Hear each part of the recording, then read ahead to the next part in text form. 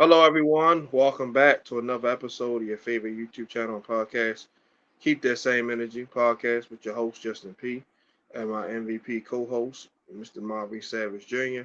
This is episode 229 for the YouTube channel for the audio version, season 6, episode 3.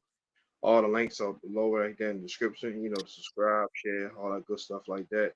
And also myself and Maurice's social media platforms on the link below as well. So follow us, give us a shout out. Marvin's got some good shows for us. Sorry for the delay. We took a little time off. I was on vacation. Maurice went on vacation, so we've been hit and miss, but we're back. So without further ado, here's the man, the myth, the legend, my co-host, your co-host, the villain or the vigilante, Mr. Maurice Savage Jr. Yeah, yeah. What's good, people? What's good, family? It feels good to be back, especially doing it with Big Bro, man. We back, man, giving y'all more entertainment, more great topics, more good opinionated answers. You feel me? We're going to try to discuss and cover every major thing in sports as we always do when it comes down to this show. As always, man, of course, we're going to hit you with some opinions. Of course, you feel me? It's always on our mind and how we feel about things. And then, of course, we're going to hit you with some emotions because everything I feel when it comes to sports, and I know him too, is heartfelt. But at the end of the day, it doesn't matter unless we hit you with the facts. And that's a fact, Jack. So I'm going to let Maurice take it away. All right, topic number one, you know what I'm saying? Might as well jump into it because I was excited, you feel me? What's your thoughts on the NBA finals, the entire thing? Did you think it was gonna end in five? Did you think it was gonna go seven? Talk about just your whole experience of this year's NBA finals. Um, First of all, congratulations to the Celtics organization, Celtics players, Celtics fans. I had the Mavs in seven originally, and I know you saw my post, and I stood on that. They proved me wrong. Boston was just more hungry. They were the best team in the league for a reason. They had the best record in the league, in the league for a reason. Um, they definitely, it was definitely never. It, Dallas, man, they only showed up to play one game. That's it. And that was game four, just so they won't have that sweep next to their name. That's the only reason why they played hard. And then the Celtics kind of late, took the, kind of laid back. They said they were the one at home. So, they kind of reserved their energy and it showed because, they're clearly not 30-something points better. And it just showed all series. So I was disappointed because I definitely wanted the series to extend to seven. Like the last 2 years, the finals been ending in five. It's like damn. It's like you know, we haven't had a 7 game series in the finals since LeBron came back 3-1 on the Warriors. So Mm-hmm. overall, man, Boston's dominating, man. They're playing something, man. Like the bench was on fire. Peyton Pritchard, Hauser, and those guys was doing their thing. Derek White played good ball. Drew Holiday was the unsung hero. He was clamping up Luca, making Kyrie wait. Tatum and Brown, they did their thing. Porzingis, he did his thing. He got hurt, but and then Joe Mazzulla, I hate to say, y'all coach Jason Kidd. So hey, hats off to the Celtics, man. Our 2003, 2004 NBA champ. Well, for me, man, I'm gonna say, man, I got a blessed life. I'm a Giants and Ravens fan. Excuse me, I do fuck with the Ravens. Let's not get it twisted. But overall, my favorite teams are the Boston Celtics is my favorite sports team in all. Then after that, I'm going to have to go with the Giants and then Alabama. And one thing I can say about me is that I'm blessed that my teams won championships before I was born, and I was able to see my teams go to championships whether they won or lose. I'm definitely excited and I'm definitely blessed. What the New York Giants did with the Patriots, what the Celtics did when they played the Lakers the first time, and then even with my Celtics going against the Warriors and losing, it was, I mean, even if that would be them sinking and not going back, it was a pleasure for that to happen. However, man, it was exciting. It was good to see. Uh, it was the first time that the Celtics really didn't let people down because the downfall of the Celtics has always been you guys are going to score, you guys are going to play good defense, but when it comes down to certain games or certain teams, are you going to be able to pull it through? Um, and we actually did. I can't say anything about it. We did what we supposed to do. Had the number one defense for a reason. One of the top offenses for a reason. Jayson Tatum was playing like an MVP all day. You can say that Jaylen Brown was playing like a Cole MVP all day. Perfect complements of each other. I haven't seen good wing men work like this since LeBron and since LeBron and Dwayne Wade, because we can see right now Paul George and Kawhi Leonard seem to can't get it together. And here we go, these guys get it together. Granted, these guys had more time with each other, but if you look on paper, people will say Paul George and Kawhi Leonard is better than Jaylen Brown, so they should work it together. But that's neither here nor there. As you said, the bench played well, did what they had to do. It was good for my man Al Horford. It's the same age as me, 38 years old. I mean, they make it seem like he old. That's still pretty young, but in basketball times it is, and it was good to see that he got it. He definitely deserved it. He definitely was a key piece in the beginning, way before the Kyrie Irving when they had the Isaiah Thomas, so he definitely deserved a ring. It was just good to see. I'm glad they didn't blow it. I will say this. I got a little scary in 2 games, and I'm just going to be real. And just to put a little hypothetical in there, you said you thought the Mavericks was going to win the 7. I ain't going to lie. It was close to being in 7. I'm going to give you the point that I was going to make. I think it was game 2. We was blowing them out, and they broke the lead all the way down to 8. Good thing that we won that game because that probably would have been tragic, and that probably would have caused problems. And let's just say y'all do win that game. I mean, the Mavericks do win that game, and then they also win the game that they did win when they blew the goddamn blew my Celtics the fuck out. So it could have been a game 7. It could have been dangerous at this, that, and third. However, I'm glad that they did what they're supposed to do, handle it the way they did. And one of my favorite things, period. I definitely love role winning teams. I definitely love it. But I would love for you to win the championship on your home floor. And it was good that the Celtics got it done. So that's what I got to say about that. All right. Topic 2. What was your thoughts on the Jason Kidd mind games and also the media mind games where they was trying to split up Jaylen Brown and Jayson Tatum on who's the best player on the team? Far as Jason Kidd, I'll start with him first. He was just trying to find any edge he can competitively, and I can't knock him for that because I think any coach or player would have done the same. Luckily, like I said, Jason Tatum and Brown was super close. They didn't let that, bother them because, like I said, normally somebody could have, normally that probably would have worked. That probably would have worked. They probably like, hey man, I'm the man, like I'm the man. But they blocked it out, and they both fed off each other very well. Jason Tatum said, man, if I don't get the finals MVP, I'm not gonna be heartbroken because Kobe didn't get it, till his later 2 championships. Certain other people he named said they didn't get it, Bird they ain't always get it.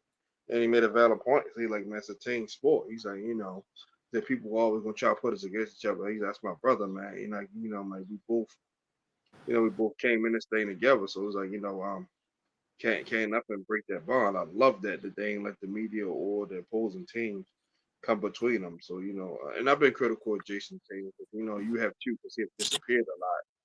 Mm-hmm. But this time he really showed that other way to start scoring. He just passing, rebound the ball plays, defense got better.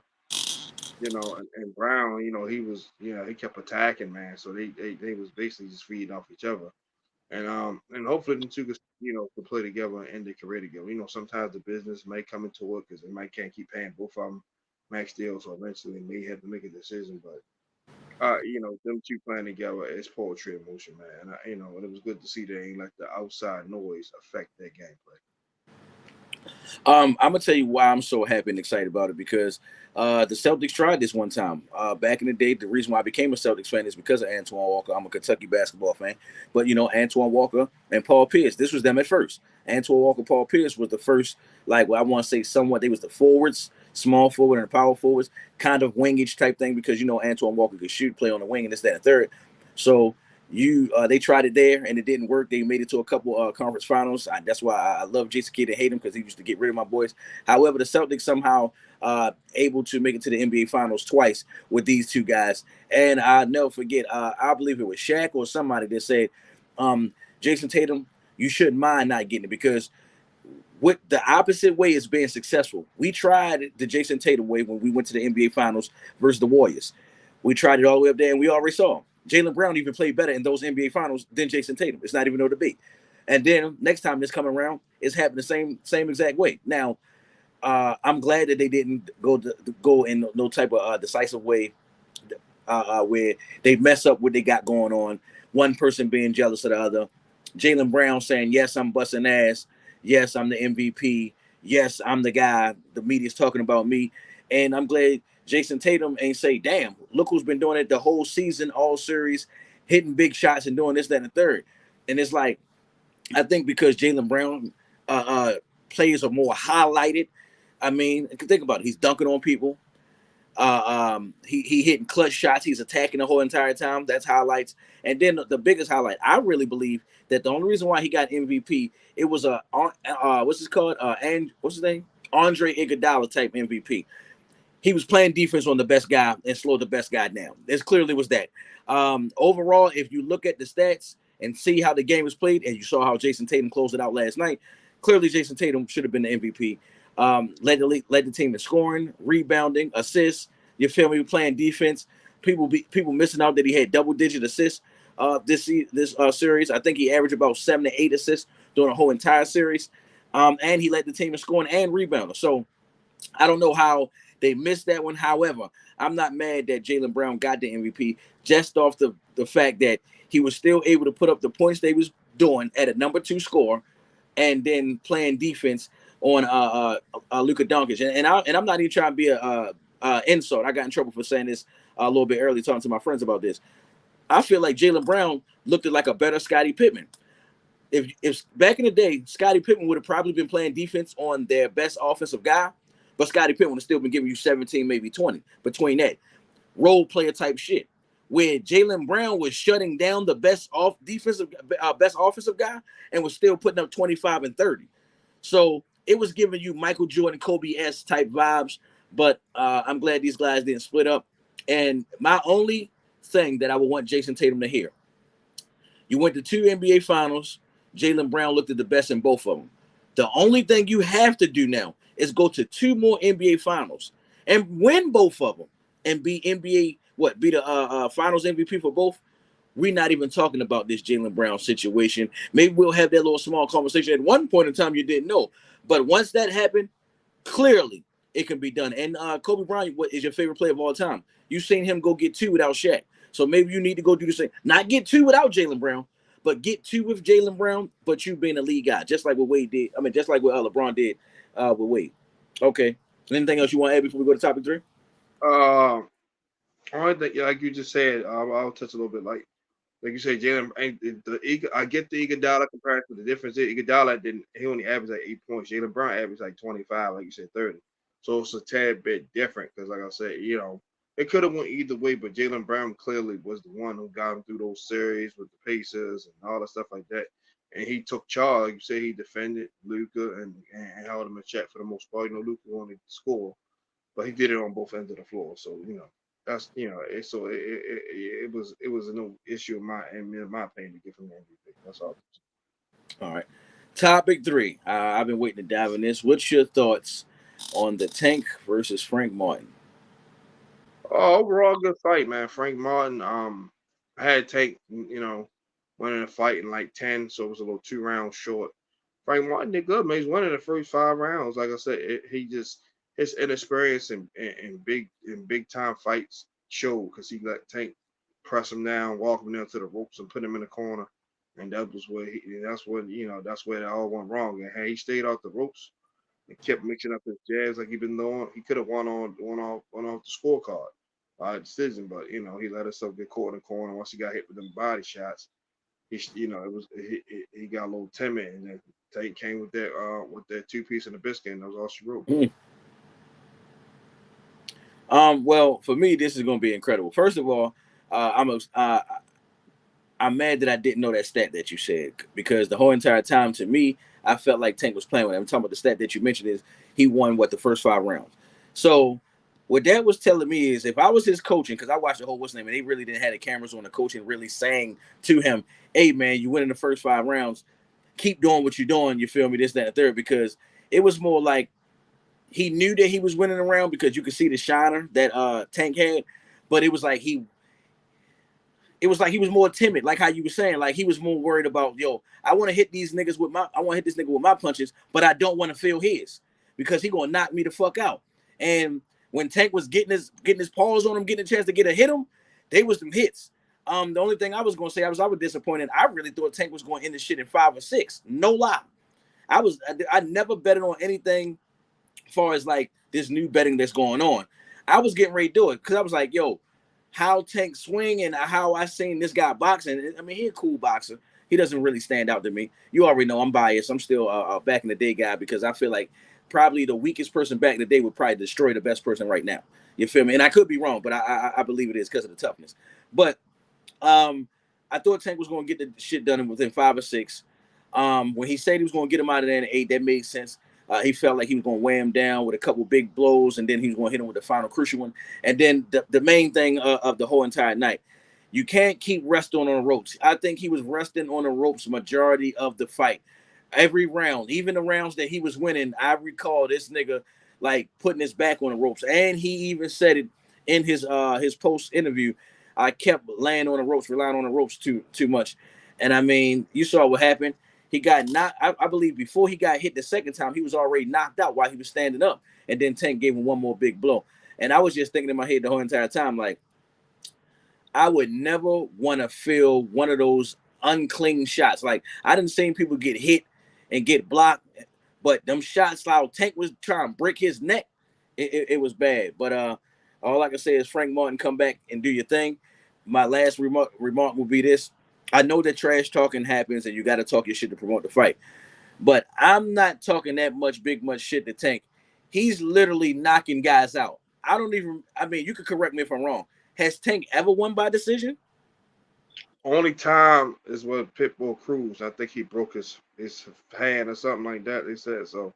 That's the only fight he won by decision that I can Okay, recall. then. So that's my point of what I'm saying. Like, people that's talking shit, especially this other guy talking about, yo, he had knocked Tank head off. He met Tank back in the day when he was 16. He short, he felt he was short. Now he older. I'm sitting up here like, I mean, yeah, you guys, I feel and understand your technique, but I'm not running my mouth, professional boxer or not. You feel me? With a person that's literally knocking guys out. Literally, it's like I said. I mean, come on, 26. I mean, I could be wrong. I'm wrong with the numbers right here. I'm just throwing the numbers out there. We're talking about 28 wins and 26 KOs. That means he knocking somebody out every single time, and all of them are not face blows; they're body blows. So he's a combination type boxer. So that would be my last thing that I got said. Anything else you want to add before we go to the next topic? Yeah, real quick. Good, great topic by the way. Yeah, when you going against a fighter like him, you gotta sing his praises, catch everybody off guard. Like, yeah, man, he's one of the best ever do it. He's probably gonna be the next floor. Sing his praises, because now he's not gonna take you as serious, and that's when you catch him slipping. But you know what I mean? Don't match the trash talks. Play reverse sarcastic. Sing his praises. All right, next one. This is definitely interesting with me because the reason why I came up with this topic right here, me and my homeboys was having so much a WNBA debate, and you'd have never thought that would have been a conversation. And the conversation was two different things. Well, this topic is going to be about the rookie bullying, but I just want to talk around the whole surface of it because the women got to get as much as respect as the men do. And the first conversation was based around my homeboy was mad that I was taking up for the WNBA players who saying like, yeah, why are we getting more shine now? Why are these people getting shoe deals when I've been leading the league in scoring for a couple years? I've been a 3 or 4 time champion. You feel me? Why are we just getting attention now because 2 girls from college coming in? And I had to debate that, and I was more saying like, yo, I definitely understand that. Yes, you do want something that's going to make the sport popular. I give them that. I'm not taking anything away from that. But I do feel the ladies on their little side where they like especially the one girl was like, yo, I've been leading the league in scoring for the last 3 years, averaging 30 plus. You feel me? Why I didn't get a shoe deal? Why ain't nobody coming at everybody this, that, and the third? And my cousin rebuttal was that you're not marketable, and I can give you that. So with things like that happening because the WNBA is getting more shine because of the rookie, that's where this topic come in. Now it's rookie bullying. And what I see is I only see Angel Reese and Caitlin Clark going through this. I don't, unless it's somewhere else happening. But for the most part, all you see is these two young ladies getting hard fouls, hard picks thrown their way. They even had one little joint. This could be wrong, where Caitlin Clark was wide open and her teammate refused to pass her the ball.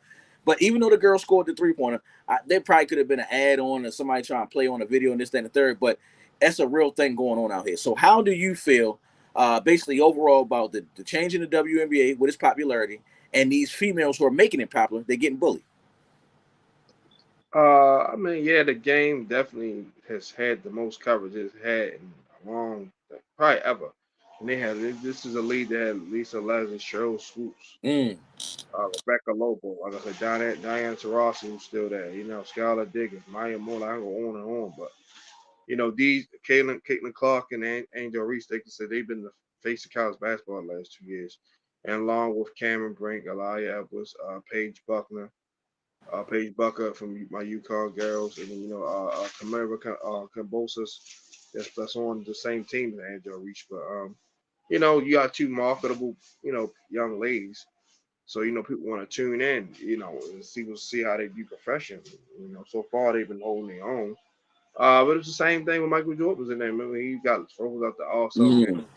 Jordan, Saint LeBron, same way. They gave him the chosen one too quick when he won a Rookie of the Year. A lot of people like it should have went to Carmelo, and I agree. It should have went to Melo. Melo had more points, and his team went to playoffs. LeBron team didn't. So we live in a recency bias type of world. So we're gonna go off with the most recent thing we saw. Same with thinking music and everything else, other aspects of life. So we're gonna go off what's popping now. So yeah, I understand what the ladies saying. 'Cause like I said, there's been some hoopers even since Don Stanley and all of them was playing. Remember Martin, how they went over there, Yeah. got with them. So they've been some hoopers. So it's like I said, when you got two young phenoms coming in, of course it's gonna glue more eyes to the TV, which is a good thing. But I totally understand where you're coming from. But I always like I remember the old saying: "Don't hate the player, hate the game. Mm. Don't hate the people that didn't pay attention to y'all beforehand. So don't definitely hate them young ladies. They just try to live their dreams as much as you guys are, or you young ladies are." Excuse Okay, and just to add the last point, like I was just saying, is it's not their fault that the game is elevated. It's not their fault that you feel me. I mean, we call it what it is. We live in a female dominated world where we putting females first in everything, as far as relationship, life. Women make more besides probably like the top shit like Hollywood, celebrity, and sports and shit. Everyday life, a woman makes more money. So now you feel me? It's getting more put out there. So I mean, I would say this. I understand your upsetness and hey, even your jealousy to call it what it is. However, now that you're getting that attention, I would say continue leading the league in the scoring and doing what you're doing, this, that, and the third. Because I've even seen a couple before we go to the next topic. I've seen a couple joints where people done watch the WNBA because of those two girls, and they saying, "No, this is my favorite player now. This person better than Angel Reese and this, that, and that game ain't got nothing to do with Angel Reese or Caitlin Clark." So I would say, hey man, it's opened up a new horizon for everybody. All right, next topic. Give me your thoughts on the hottest baseball teams right now. You feel me? And the hottest baseball players. So I mean, you can start off with the Orioles. They have been winning a couple games. They also played, I believe, last Sunday night too as well. So go ahead, give me your thoughts on the MLB season. Oh man, it's been good, man. We almost have at the halfway point, just about. Like I said, Orioles they're fighting for that first place. The Yankees, Corbin Barnes been playing pretty good. Cal Bradish did okay before he got a little injury. And Gardner Henderson, who I felt like could be in the MVP race, he just get us all his all bat and everything. Mm-hmm. And you got Aaron Judge and crew, doing anything with with the Yankees. Otani and them guys doing anything with the Dodgers. So yeah, it's just maybe three people out there in the Phillies. They're doing their thing up there. They got the second best record, and Mm-hmm. All right. Well, for me, like as you said, man, Yankees doing their thing. It looked like the boys are back. The Orioles right there, 3 games behind and shit. They got the same amount of losses, but 50 and 47. Um, I also got to add the Mariners. I believe what every team that wins their conference make the playoffs. So the Mariners going to be out there. The Gardeners they gonna be out there. Um, who else was I was looking at? Because the Phillies. Got a shout out to my grandfather. He been watching the Phillies lately. Been telling me to get into them. I really haven't. But I will say that because on the other side, I'm really more into the Orioles. And I ain't gonna lie, if I wasn't an Orioles fan, I probably would be definitely the Dodgers. It's just something about the Dodgers colors that I've always liked. And even though he wasn't there for a long time, my favorite Dodgers player is probably Manny Ramirez. He just made the jersey look so good and so clean when he had that shit on. And then to add what you were saying, as far as the best players, I'm not gonna lie. Aaron Judge, he looked like he the best player in the league right now, handling his business, knocking things out the park. I gotta give up to Juan Soto. He handling his business out there. Kyle Tucker, just to name a few. Of course, who you just said from the Orioles, Gunnar Henderson. I ain't gonna lie, that's a bad boy right there. I gotta give credit where it's due. He's sixth in the lead in hitting. And then Bryce Harper. If Bryce Harper, Yeah, Bryce uh, Harper. yeah, wouldn't have got a little. I would still be saying if. Matter of fact, and I ain't gonna lie, I take that back. If the Phillies win that shit, I'm gonna say Bryce Harper the best player in the league. That boy, he giving me Cal Ripken type vibes.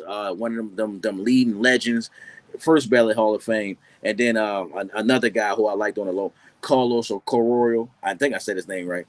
But all that being said, man, I can't wait for the playoffs to start. It's going to be very exciting. I will going to be, of course, when the Orioles make it, I will be there supporting those boys. So let's what they say. Let's go Birds. Let's go. Oh, my bad. Let's go O's. That's what they be saying. All right, last topic, and then we up out of here. This is a good one. Because I was watching the WWE for the past couple weeks, and I'm like what I'm saying, because I was wondering like how would it be without Roman Reigns? So after Roman Reigns has been on his vacation, what do you feel and how do you feel about the new revamp WWE with no Roman Reigns? I mean, he's still rolling, man. Shout out to Triple H, aka Paul Levesque. He's doing a great job, man. He's doing all this in the midst of a goddamn sex scandal with his father-in-law and others. So that's not easy to do. Because everything you do, they're gonna look at you like, "Hey, did you know about this? Was your father?" Mm-hmm. Mm-hmm. Speculation. So for him to keep the ball rolling, it's probably gonna be better because viewership been down for a long time. Yeah. Ever since the buyout of WCW, ECW, like bullshit went down because the competition had just and then Vince got lazy, was misusing stars, burying the wrong stars. That's why Sting took forever to come over. He's like, you're not gonna bury me like you did DDP and all those guys like that. He said no. So he went to TNA and all, and then he eventually came over. That's why he didn't stay because he's like, they did him wrong. He shouldn't have lost that match against Triple H. So now that you got a new sheriff in town running the show completely, it's good. Like I said, Roman Reigns had a great run, man. It's like the greatest run in the modern era. Only three people had a better run before: Bob Backlund, Bruno Sammartino, Hulk Hogan. I mean, they're the only guys who had a longer reign than him. So I know he's dealing with some health stuff. And then he liked to spend time with his family, so it was cool. And Cody was deserving, man. Cody, I felt like he should have won it the first time, but I get it. You wanted that streak to come back. He won the Royal Rumble again. Got it. So he's been successfully defending his title. Definitely want to see Seth Rollins back in the fall. I know he's been home with the family. He's a family man, him and Becky Lynch. So these people are still regular day and day people like us. So they want to spend time with their family. Because in wrestling, there's no off season. Like Bianca Mm-hmm. said, or Animal Pivot. Like it's just this is 24/7, 365, 52 weeks a year. It's no off season in this thing. So they got to take the downtime when they can get it. Um, Ricochet, I heard he's going to be moving on. Sad to see him go. His girlfriend's doing a great job as an announcer. She's probably the best one since Lillian Garcia, in my opinion, for us females. So it's Samantha's the truth. Like, everybody likes Samantha Evans. So, WWE is definitely in a right place. Like I said, Drew McIntyre and the CM Punk feud. That's gonna be fun. It's funny to see how that go. Wade Bird obviously still got some hard feelings against CM Punk for him kicking him out at Nexus. Definitely some changes though. So he was calling for his job. It was crazy. So then the new bloodline with Tonga, Tola, and Tangaloa, whatever the fuck they gonna call them people, IQ kids. So it's funny to see if Jacob Fatu come over there, the Roman Reigns come back, and it's like Civil War bloodline, like there's the Usos hook back together. It's just so much other stuff that's in the cards, man. And like I said, it's just a great job by and Nick Aldis is doing a hell of a job in the general. Yes. Yes. He's not playing around. He laying down the law. He's not letting nobody bully him like Adam Pearce did a little bit. So it's overall, man, it's in a good place. Well, yeah, you're right. It's overall it's in a good place, but I want to jump on it because I don't want to leave it. I ain't gonna lie. Nick, he acting like that. Don't you know how you got that substitute teacher you think you can run over top of, and they shock you? That's what he doing right now. He's doing that like a motherfucker. Because I ain't gonna lie, I thought he was gonna come in there like any other uh, uh, guy who was taking over the show and not be able to handle that business and not do it right, have the employees running over top of him. And he put his foot down on everything, and he making things as fair as possible. No excuses. He being neutral even to the good to the bad guys. So I got to give him credit. Um, it was about time, like you said, for Cody Rhodes to be the champion. I like what he got going on now with Cody, what's his name, AJ Styles.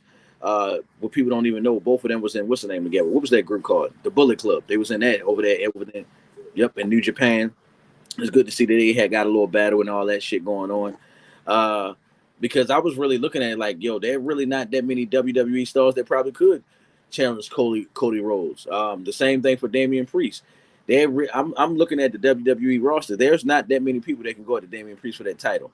I mean, it looked like and I'm talking about title worthy. Like the main people be Damian Priest, Finn Balor, Seth Rollins, Jey Uso. What's the dude name who's the Intercontinental Champion for months?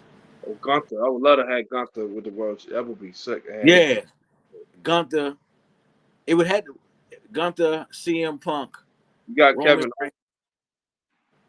I'm gonna add Kevin Owens just because, but I don't want to see Kevin Owens champion no more. I'm talking about that's going to carry this shit, have you tuning in. They who the that's about it. You feel me? Like I don't even think those guys right there can able to maybe to carry. I mean, will be able to carry the torch. Oh, don't forget about Bobby. Bobby already been a champion several times. Who? So, you know, Bobby who? Bobby Lashley, yeah. Oh, Bobby, hold on. Bobby, hold on. I take that back. Bobby Lashley, and I add one more. I wouldn't mind seeing Solo being a champion. I'm not gonna lie, especially with this new bloodline shit going on. That'd be It nice. wouldn't. Yeah, and I think he would win the championship in a dark way.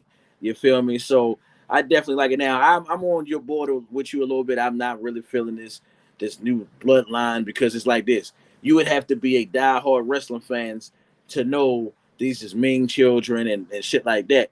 And these guys, they are like wrestlers. You feel me? They give it more like bounty hunter type guys where the Usos when they was doing it with Solo, it was more like, yo, we family and we fucking y'all up. This more like, yo, I'm a top guy, I'm a boss, and I'm using my family members as bodyguards. You feel me? And all the and our loyalty and love is just fucking people up. It don't even really have to be going at the championship and all that shit. So I really can't wait to see what happens. See if Solo beef with Cody Rhodes. They showed a little funny. They showed little clips of it where they bank Cody Rhodes at the end. But more importantly, I can't wait to see Roman Reigns come back and what he gonna do to the bloodline because we haven't seen Jimmy Uso in a minute, and I don't think right now Jey Uso got what it takes to be the champion. I'm only saying this about Jey Uso, and then we're gonna be done with the show. This is what I'm saying. Yo, bro, I'm tired of all them super kicks, bro. It make me think that's the only move he got. Like, come on, bro.